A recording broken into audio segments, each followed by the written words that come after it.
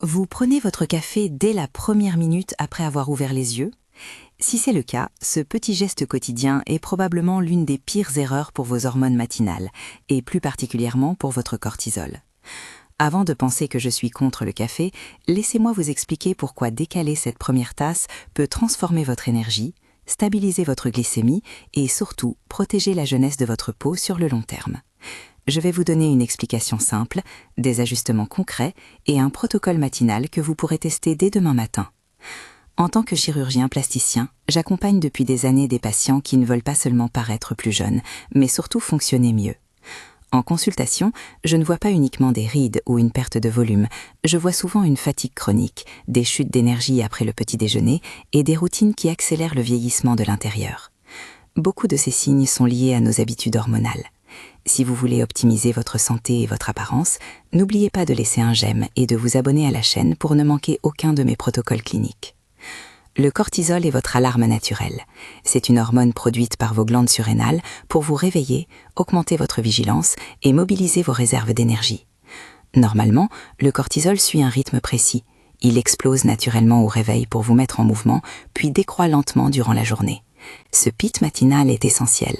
Mais le cortisol est comme une horloge. Si vous le déréglez, les conséquences se font sentir sur votre métabolisme, votre gestion du stress et même la qualité de vos tissus. C'est là que le problème du café intervient. La caféine stimule le système nerveux et provoque une libération supplémentaire de cortisol. Si vous buvez votre café au moment exact où votre taux de cortisol est déjà à son maximum naturel, vous accentuez ce pic de manière artificielle. À long terme, cela désynchronise vos signaux naturels. Résultat, vous ressentez des fluctuations d'énergie brutales, une moins bonne sensibilité à l'insuline et vous avez besoin de toujours plus de caféine pour ressentir le même effet.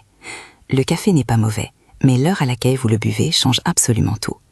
Pour la majorité des femmes après 35 ou 40 ans, surtout si vous êtes déjà stressé ou que votre sommeil est fragile, cette tasse prise trop tôt amplifie les déséquilibres.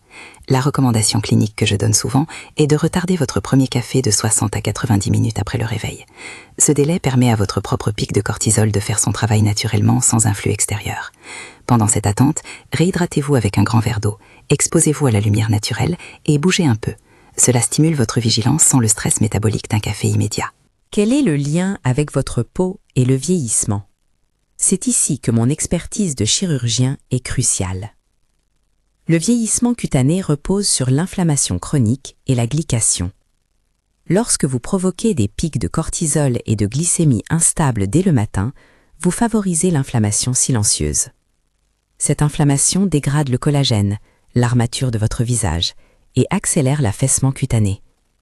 Une routine qui stabilise vos hormones dès le réveil est l'un des meilleurs traitements anti-âge que vous puissiez adopter, bien avant les crèmes ou les interventions. Si vous décidez de prendre un petit déjeuner, il doit être une source de protection. Je recommande systématiquement des protéines de haute qualité.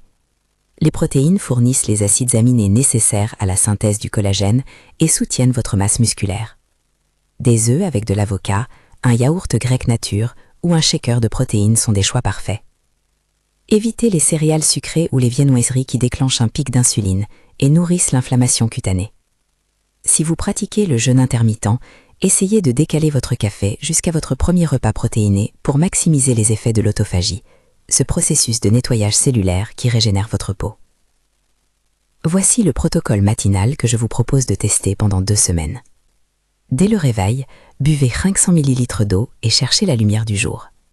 Attendez au moins 1 heure avant votre premier café. Si vous avez faim, prenez un petit déjeuner riche en protéines et en graisses saines. Pour votre peau, complétez cela par un nettoyage doux et une protection solaire chaque matin. Ce n'est pas une question de perfection, mais d'accumulation de petites habitudes qui protègent vos hormones et favorisent la réparation de vos cellules. En résumé, votre tasse de café n'est pas votre ennemi, c'est votre timing qui l'est. En attendant simplement 60 à 90 minutes, vous respectez votre rythme biologique, vous stabilisez votre énergie et vous protégez votre capital collagène. Testez ce changement, observez votre niveau d'énergie vers 11 h du matin et l'éclat de votre teint après quelques semaines. Si cette approche vous semble logique et utile, n'oubliez pas de liker la vidéo et de vous abonner. Prenez soin de vos hormones, elles sont le secret de votre longévité. Merci de m'avoir écouté et à bientôt.